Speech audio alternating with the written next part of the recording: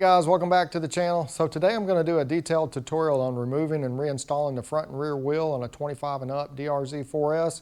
I know this type of content's not for everyone, but I like to help out guys that aren't used to wrenching on their bikes and make a task like taking your wheel off a little bit less anxious. So if you enjoy this type of content, please hit that like and subscribe button. That's really going to help me out. And I won't waste any more of your time. Let's get straight to it.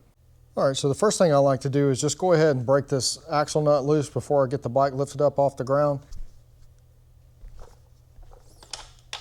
So next step, we want to take this speed sensor off. That's going to be the first thing you want to do after you get it lifted up. And that is, let's see, an 8mm. Just pull that out and just get it out of the way there. Sometimes I like to just stick the bolt back in there so we don't lose it. And then we want to go ahead and finish taking off this axle nut. Just go ahead and back it all the way off. It's always a good idea when you're doing this, if you're not watching a video or something, just always keep all your parts as they come off and pay attention to any spacers or washers, especially if you're out in the back country. You don't want to drop this stuff and you don't end up with something, a spacer missing or something like that. So I always like to just kind of set my stuff off to the side and stack it in the order it came off.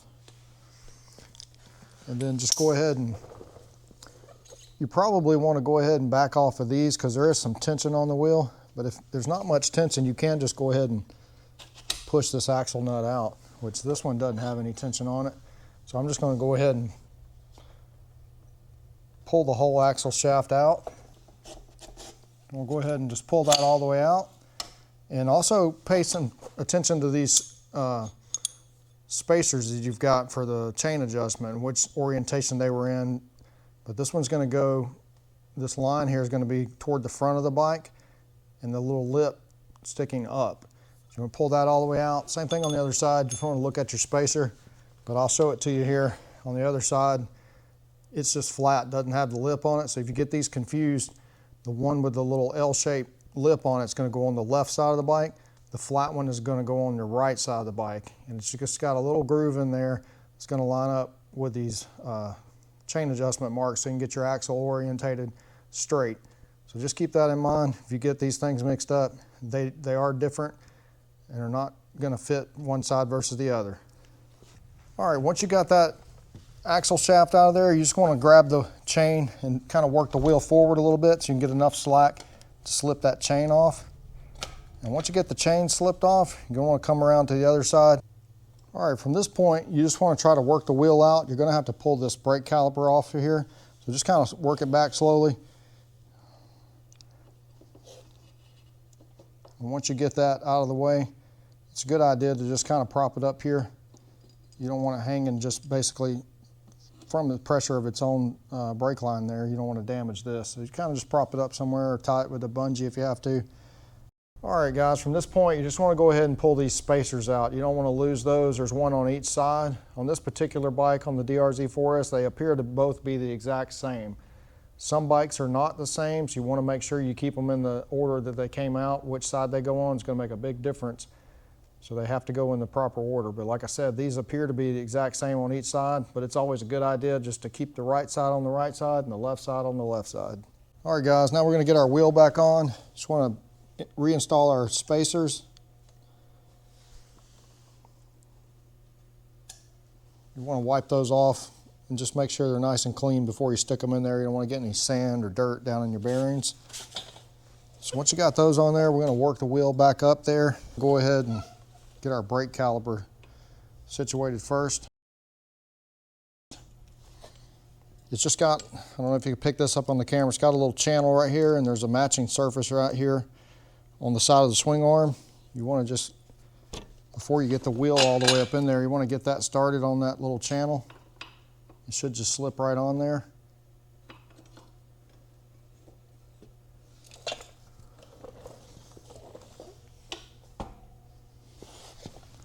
And the wheel should just slip on there. You don't want anything binding up.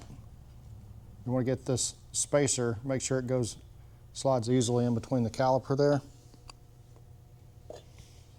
And once you get it up far enough, I know you can't see on the other side, but you're going to want to get your chain back around the sprocket.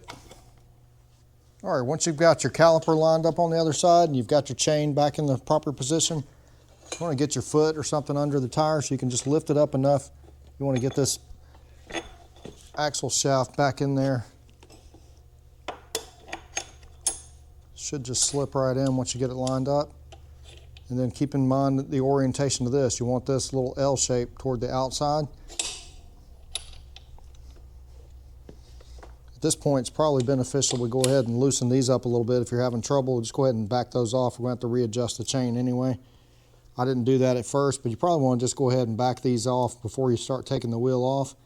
But my chain was pretty loose, so I had a good bit of slack, so I didn't do that. But if you're having any trouble getting this in, you want to just loosen those up and turn them clockwise to get them in. So you want to just make sure you get everything lined up on this side as you're pushing the shaft through. Just make sure everything lines up over here. And again, we got the spacer. This spacer does not have that L shape on it, it's just flat, but it does have a groove in here. The groove goes toward the front of the bike. And then you want to get your nut back on there. You do have a washer. The washer has a bit of a bevel on it. So you want the concave side, well, you want the side that's sticking out toward the outside of the bike. It's sort of got a dish shape to it. You want that dish toward the inside of the bike and the dome side toward the outside. It's always a good idea too, when working with this stuff, just wipe everything down. You don't want to have any mud or sand in between your mating surfaces when you tighten this stuff up. So it's a good idea just to kind of wipe everything down as you're going along.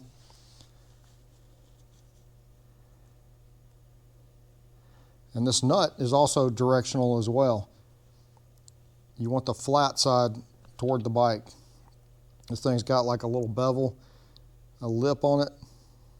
That is outside. You want that flat area toward the bike.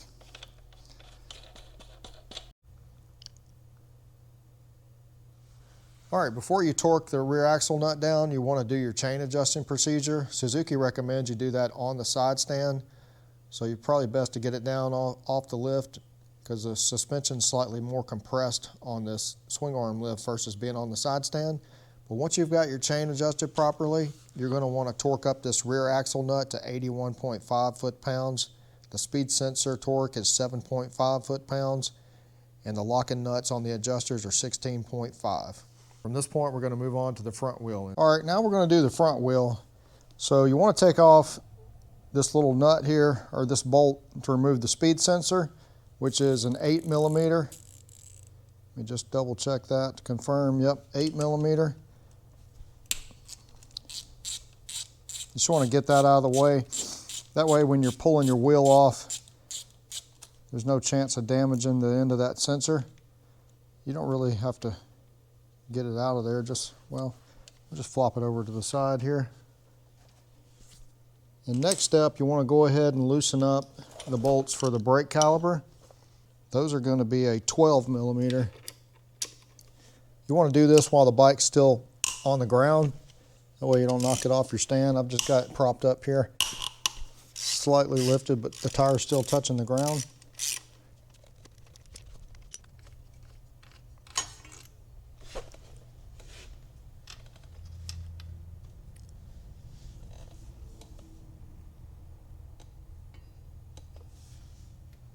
Next step, go ahead and loosen your axle nut. This is a directional nut. It can only go one way. Well, it can go either way, but it only needs to go one way. The flat side goes towards the bike. You got a little ridge here on the outside. So you want to keep that in the proper order. I don't think this washer is directional. It's kind of got a bevel on that side, so we're going to keep it that way with that little beveled edge toward the outside. Next step, I want to go ahead and loosen up these pinch bolts. Those are going to be the 10mm. You want to loosen these a little bit at a time together.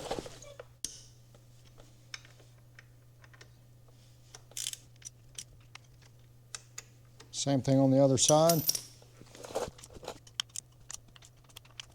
Now this step, we'll go ahead and get the bike completely lifted off the ground. I've already got mine on the jack here, so I'm just going to give it a couple of pumps. Get the bike lifted up. Now there are going to be some spacers located in between your axle shaft and the wheel hub here.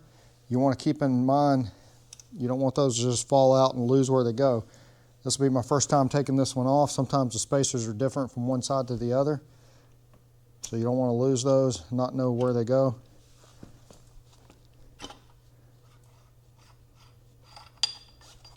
And just like that, we're out. I like to go ahead and just stick my axle back in there. Keep everything orientated in the proper direction.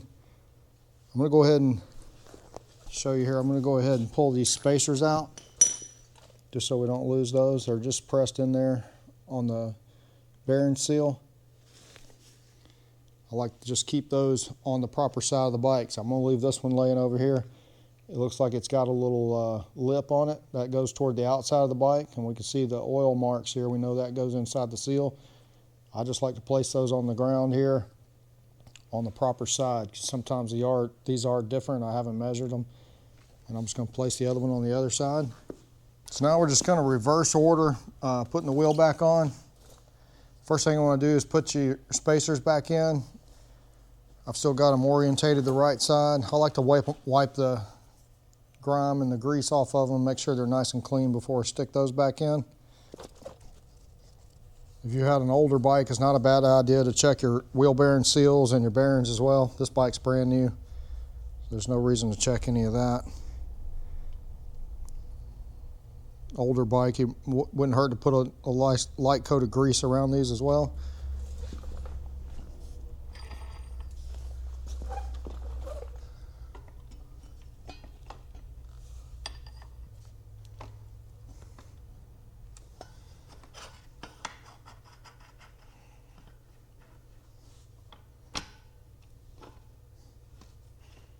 So once you get your axle shaft in there, at this point you want to put your washer and your nut back on. The nut or the washer is really flat on one side and it's got a little bit of a bevel on the other side. You want to leave that beveled side out. The nut, same thing, it's got a relatively flat side and then it's got a raised little beveled edge. You want that facing outward. Go ahead and get that started. According to the manual, you're supposed to go ahead and torque this nut to spec, which is going to be 29 foot-pounds. 29 foot-pounds. Actually, it states, to be perfectly honest with you, it wants you to put the bike back down on the ground at this point. I guess we'll go ahead and do that just to say we're doing it exactly like the manual states.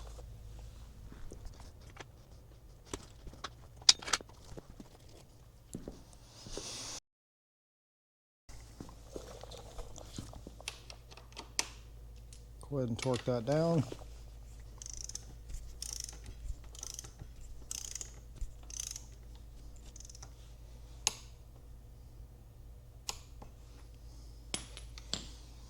From this point, it wants you to go ahead and torque these fasteners. They're going to be 17 foot-pounds. Just tighten one at a time, a little bit, and just work your way back and forth.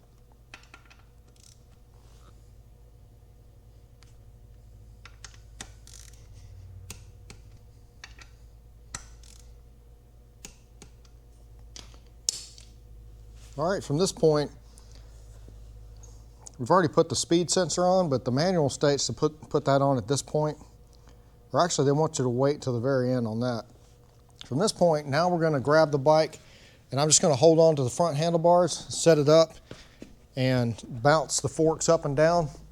What that's going to do, it's just going to allow that axle shaft to seat in between the forks.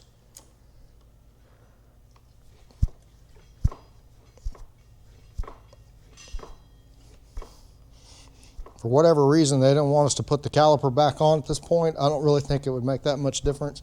Plus, it wouldn't be down there just flopping around. And then from that point, you want to go ahead and torque down your fastener over here, the same thing, 17 foot-pounds. Then you want to reinstall your caliper. One thing to take note of, I think I would recommend just go ahead and put this caliper loosely on there before you did that, because I actually grabbed the front brake and compressed it. So now I had to push that piston back in. I don't know why they want you to put that on after this procedure, but I think it would help you out just to loosely install it. That way, if you did grab a hold of the brake, because it's kind of instinct, you go to bouncing that front end to want to grab a hold of that front brake. And then from this point, you want to torque those brake caliper bolts to 19.5 foot-pounds. And that pretty much sums it up. Hope you guys enjoyed this video. I know for some of you, this is rudimentary stuff and you're probably not going to be interested in taking your front wheel off or watching somebody else do that, but there's a lot of guys out there that aren't used to working on their bikes and want to kind of help out people like that and not be afraid to get out here and wrench on your bike, save you some money at the dealership. If you guys hadn't hit that like and subscribe button, please do so. It's going to help out the channel, and I'll see you guys on the next one.